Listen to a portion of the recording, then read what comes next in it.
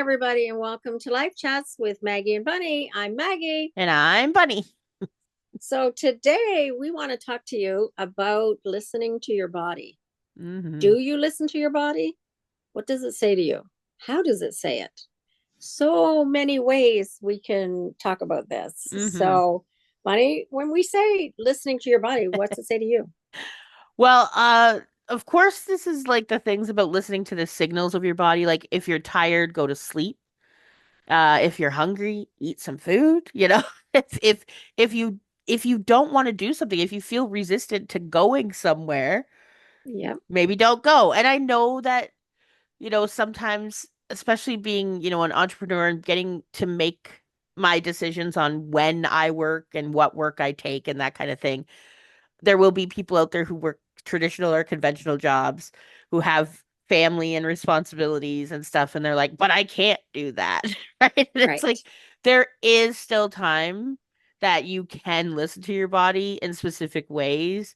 I do know that sometimes, people talk about self-care being part of self-love, and very often people will say things like, get your hair done, go to the spa, get your nails done. But self-care can be like, take a walk Yep. or take a nap. Right? Have a cup of tea, Yeah, like there's a whole turn your bunch of phone different things. off. Yeah, exactly. Do that. So those kind of things. I know I have you talk about turn phone off, and I have a personal boundary which it does have to deal with my phone, where my phone does not make any noise except for if my children call me. That's the only noise that it makes. Anytime, night or day, doesn't matter. And I know that before I had cell phones, I used to keep a phone, like we had cordless phones and stuff, was downstairs. It never came to my room. And it was because sleep was important, so not being interrupted when I was Yep. sleeping was very important to me. So Yeah. that And kind of I stuff. know for me, for example, as somebody who does experience anxiety disorders, Hmm. I have to listen to my body Right. because if I ignore the signals that my body gives me, I can pretty much be sure I'm going to suffer from some anxiety Hmm. because part of keeping that anxiety under control is listening to what my body needs and not overdoing it and giving myself time off when I need time off, Hmm. not taking on things and saying yes when I really want to say no. Right. We sometimes in our society feel pressure to say yes. Hmm. And I say to people all the time, you can say no. Right. It doesn't make you a bad person to say no, I can't help you. Right. Because sometimes helping somebody when or saying yes when you really should say no is detrimental to you and to another person. Right. You're not necessarily doing yourself a favor or them Yeah. by saying yes. So I've learned over the years to listen to my body and Hmm. let yes be yes and no be no. Yeah. And sometimes yes turns into no. Right. Exactly. If, We've talked about that before. yeah, because I very much listen to my intuition. Hmm. And especially since our experience with COVID, Hmm. I've listened to my intuition. And if my intuition says, not today, Right. I don't do it today. And for all those people who are not just listening, but seeing, you'll notice that today I really didn't do my hair because my body said no. Right.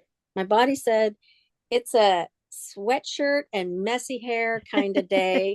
You don't have anywhere to go except when I went to the gym this morning, Yeah. and they don't care what I look like there. Hmm. So I listened. My Hmm. body said no. So I listened. I have Right. no makeup on. I have no hair done. I have a baggy sweatshirt, and that's okay. Yeah. Well, that's the stuff too, is like even needing to do your hair or putting on makeup or not just wear a comfortable sweatshirt that you want to wear. Those are because of the conditioning and programming that we have of what is presentable and how we're supposed to look. I Mm-hmm. mean, it doesn't help. I remember there was a time where I used to wear makeup on not a lot of makeup, but I used to wear makeup on a consistent basis. And one day I didn't feel up to it. And so I didn't put it on. And I can't remember if it was because I was too busy and I didn't have time. I don't remember exactly that, but I do remember the reaction of going to work and people asking me if I was okay. Are you okay? Are you sick? And I was like, no. Like I'm okay. And it was purely because the I didn't have makeup on. So it kind of like I took the choice then to like be like, I'm just not gonna wear makeup any day unless I want to, unless I want to make it a little bit special because Yeah. I didn't want to have that reaction and that pressure of like having to wear it all the time because then people would make a decision that there was something wrong because I wasn't wearing it. And so there was that. I mean, I'm not saying anything bad about wearing makeup. Yeah. People like people absolutely like makeup is fun and it can be creative and if you enjoy it, then Yeah. do it, right? And so that's like you said, listening to your body But don't and get yourself into the have to right, exactly. or should stage. Right, exactly, exactly.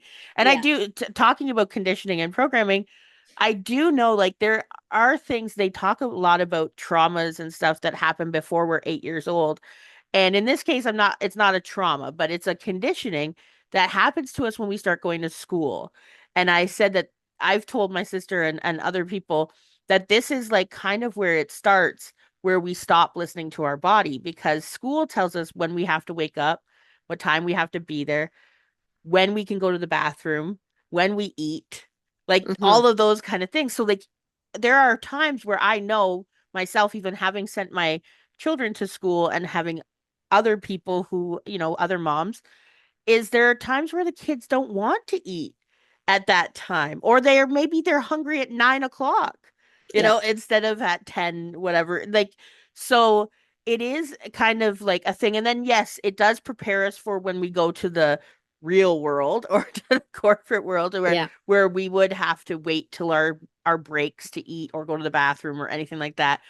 But it is like, so it is conditioning to do that. But it is funny how when you get outside of the traditional conventional jobs, or even the people who are, higher ups, maybe like CEOs and stuff, like they can go off and take a lunch whatever time, or, Yeah. go golfing or whatever.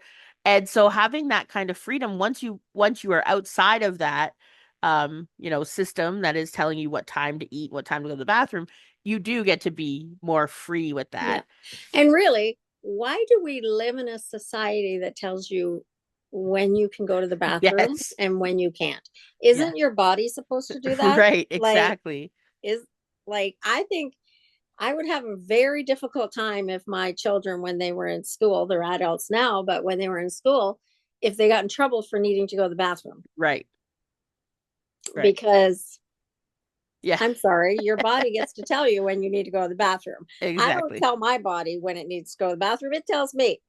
But have you ever found yourself on a trip or somewhere, with somebody or doing something, maybe working, where you're like, "Oh, like I have to go to the bathroom, but I'm just gonna get past this one thing, or I'm just gonna go to this specific place or whatever." It's pretty much more for me anyway. It's I force myself to go to the bathroom so that So, I'm not going to get in an yeah. emergency. Yes, Like, yeah. for example, if you're getting on a plane, always go Right. to the bathroom first because I don't like going to the I don't bathroom on like a plane. me neither. So it's those kind of things. But Hmm. I do think that we need to get back to listening to our body, Right. you Yeah. know, listening it to it because our body was made to function on its Right. own and to Right. tell us what we need. The same as, do we listen to our body when we start to feel ill? Right. Yeah. I know me, for example, if I were to be starting to get a cold or something, I always feel it first in my jaw. It's always when I know if my jaw is hurting, I'm getting some kind of germ. Like, Mm. it's almost like if a germ is attacking my body, it goes there first Hmm. and it tells me. So then I can, amp up on some vitamins, some Yeah. echinacea, that Yeah. type of thing to try to offset it. Hmm. And sometimes it works and sometimes it doesn't. But it's listening to your body, Right. to what it needs.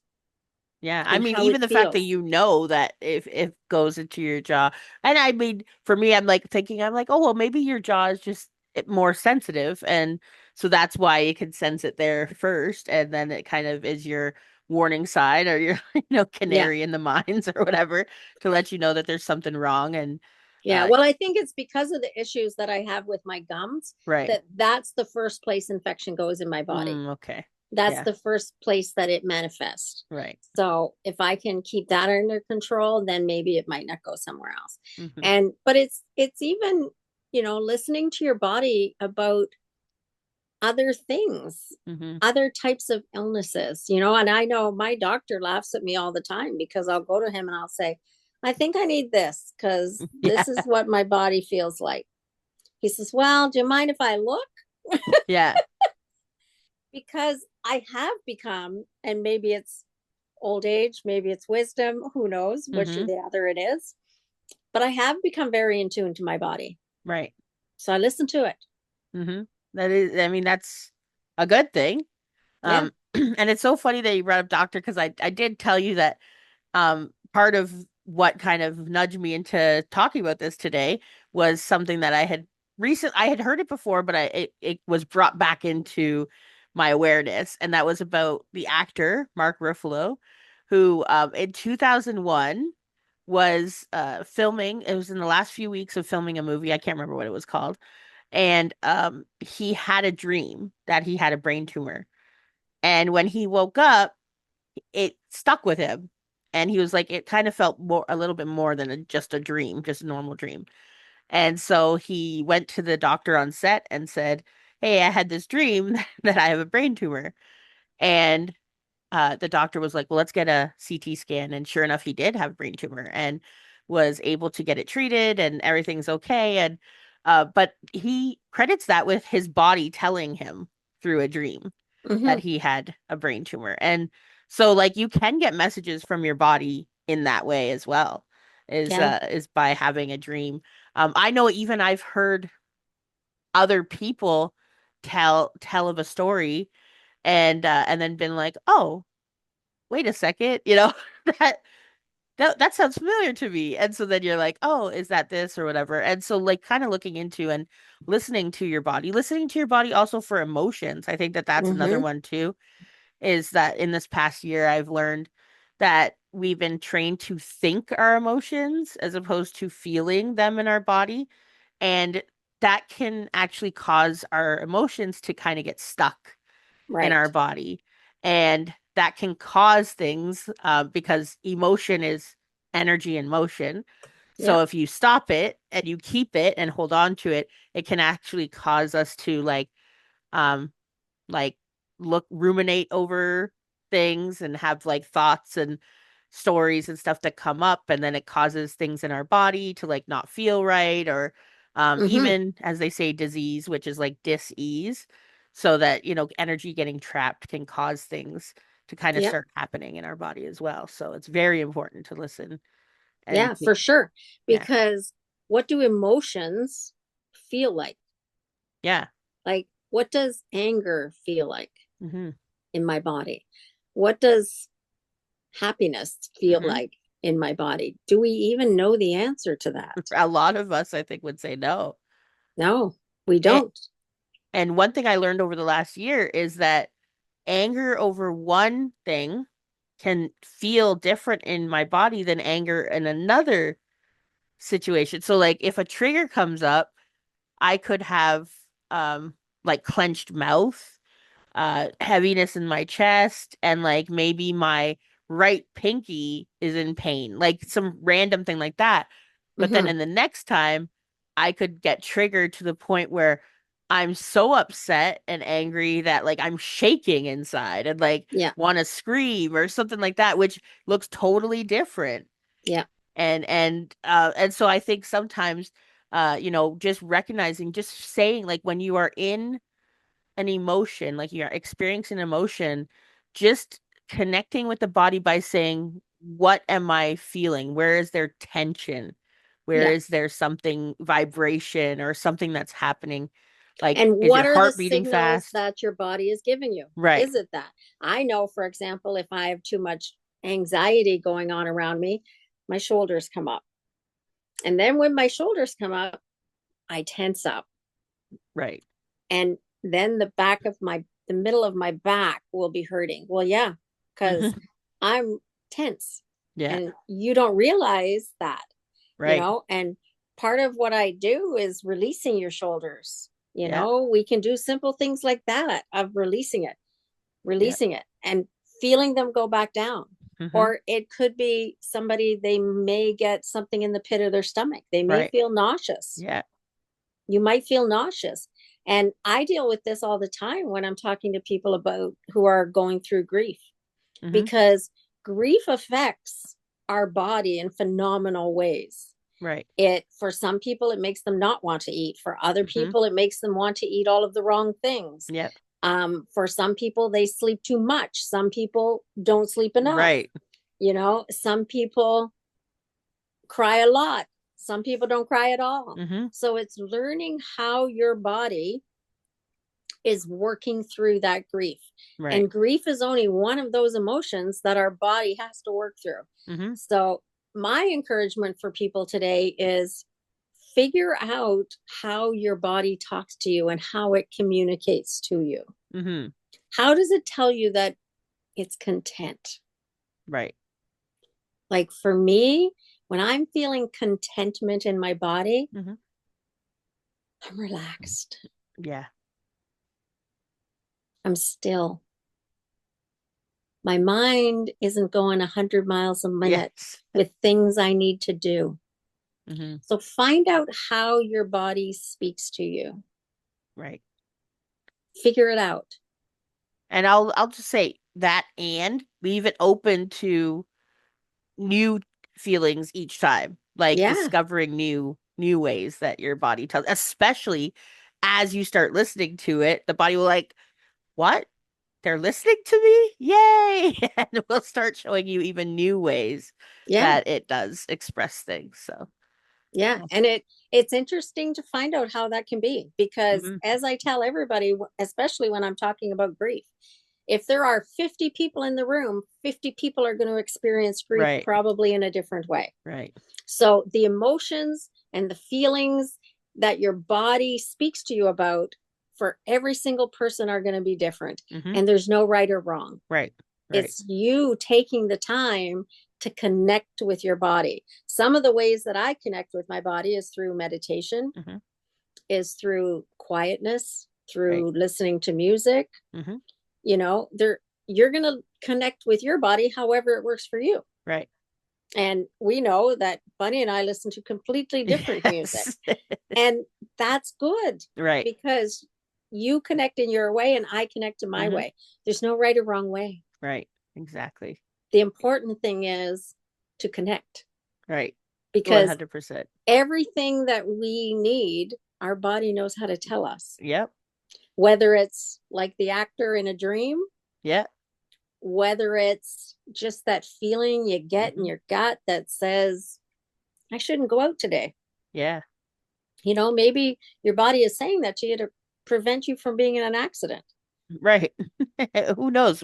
It could be anything, but and also like you said, I want to just kind of like reiterate there was something that came up and it's coming up again, is that no is a full sentence or I don't want to anymore or whatever. You don't need to have a good reason. I know that sometimes people do that. They're like, "Oh, I'm not going to come today because I'm feeling a little tired." You don't need to explain. You don't, there's no there's nothing necessary. If you want, you could just say my body, I feel resistance in my body. Don't know what it is, Yeah. but I feel resistance. So I know that you and we talk about that all the time. We make plans, and even if we make plans, like say we said we're gonna go out Thursday for lunch, we also know it's open to either of us going, I no longer feel like doing it today. And we'd be like, okay, and we both Yeah. give ourselves that because we don't want either one of us to do something grudgingly and like being like because it does can cause resistance and Yeah. resentment in your body and in your relationships and stuff too when you're doing things that you don't really want to do. Yeah. It can cause things in your relationships. And so it's like, you know what? It's better to be like, and yes, I understand. I know I lived my life trying so hard to make sure I kept my kids from disappointment and that there was gonna, but they still get disappointed in life. And Yep. you know what? If you try, even when you do have young kids, and this is for the parents out there who are raising their kids, when you try to shelter them from certain feelings, you're actually robbing them of the ability to learn how to cope with those feelings and to feel those feelings and Hmm. deal with those feelings in the way that they want to before they're adults and then start because you're not going to keep them from disappointment forever. You're not going to keep them from sadness or grief or anything forever. Yep. They're going to feel that at some point in their life. And why not let them feel it when they're young, when the things that they feel it over, you can support them with, and that they can learn from Yep. smaller things in that way. So, I know. And because I know, even for example, with my own 3-year-old grandson, hmm the other day he wanted to see the moon. mm, He he was on a video call with me, and he wanted to look outside and see the moon. Well, there was no moon out there for him to hmm see, whether it was because where they're situated, whether it was because of the clouds. He hmm couldn't see the moon, and he started to cry, and he said, I miss the moon. I want to see the moon. yeah, And I just said to him, are you sad? Are yeah, you sad that you can't see the moon? yeah, Because, you know, it's not my place to say that he can't be sad because he can't see yeah, the moon, or that's not a good reason to be crying. right, He was exactly. crying Yeah, because he wanted to see the moon. right. Allow him that sadness, hmm and you'll see the moon another day. Yeah, But don't say you can't be sad because of that. right, And I think that's where, over time, a lot of us have been told you can't feel your feelings. right. You're not allowed. hmm Where even in the job force and in the workplace, hmm if people were allowed to feel their feelings, they would be much more productive workers. Right. Yeah. I 100%. know in Ontario, for example, you're allowed, I believe it's 12 mental health days. hmm If people were to take advantage of those, they would be more productive Right. workers. But Absolutely. a lot of people, even though the government allows it and your employer is not allowed to ask you why hmm you need to take one, a lot of people don't take them because Right. they think, oh no, I can't do that. Yeah. Well, yeah, you can. Yeah. Absolutely. And you And should, not just can, but you should. yes. Yeah. And, I think it's because we've told ourselves for so long we can't listen to our body and we can't hmm listen to our feelings. And we can. Right. And your body is the number one information highway. Yep. Yep. It's like how many of us are like if you own a car and all of the lights are on the dash telling you that there's problems, you wouldn't keep driving. But Yeah. like our bodies are like the car for our soul, and it's got all the lights on and we just keep pushing and ignoring that. And Yeah. so sometimes you ignore it so much, and this is another thing too, you talk about a little bit of sickness. Sometimes you ignore it so much and your body shuts down. And for a while, some people wind up in the hospital. And I'm not Yep. saying it's like it's we're not doing like victim or perpetrate like whatever. We're not blaming anybody for this. Right. We're just saying that sometimes if you don't listen to your body enough, you will wind up It will shutting make you down. listen. Yeah. And then you'll have to listen. Yeah. So, you might as well take care of it the best you can. That's all we're saying, the best you can, and listen to it. I know for sure, I'm gonna say this. I have regretted naps not taken, never regretted a nap I took. Like I'll tell you that. So, because I can tell you when my kids were little, I very much was like, tried to like I was like, I can't take naps. I have so much stuff to do. And then I would regret because like if I had that time where my body was like, you need to take a nap. Wasn't every day, but sometimes it'd be like, oh, you need to take a nap. And I was like, nah, if I take a nap now, I'll be up like late or whatever. And then I didn't take a nap. And then that was the night my kid was teething and was up all night. And I was so tired. So I'm like, oh man, I really should have taken that nap because then, Yeah. I'd feel more refreshed because I do know too that if my body is drained and run down, my emotions are going to be even easier to like I'm going to be quicker to get anger. I'm not going to be able to handle things the way that I normally would handle them Right. because my body is already upset. So that's Right. another way. So, for our listeners out there, if you're having difficulty allowing your emotions Hmm. or figuring out how your body speaks to you can reach out to us. Yep. You can reach out to us and we'll give you some guidance in that area. We have services that we provide. So Hmm. if you need help with that, Bunny's going to tell you how to get a hold of us. Yeah, so you can reach out on our website. You could go to ataboveandbeyond.com or email us at ataboveandbeyond@gmail.com. Also go to our Facebook page. You can even message us on Messenger as well. So it's At Yeah. Above and Beyond. We That's would love to hear how you take care of your body and how your body speaks to you. absolutely. So anytime, reach out. Bye for Have a now. great day, everybody. Bye.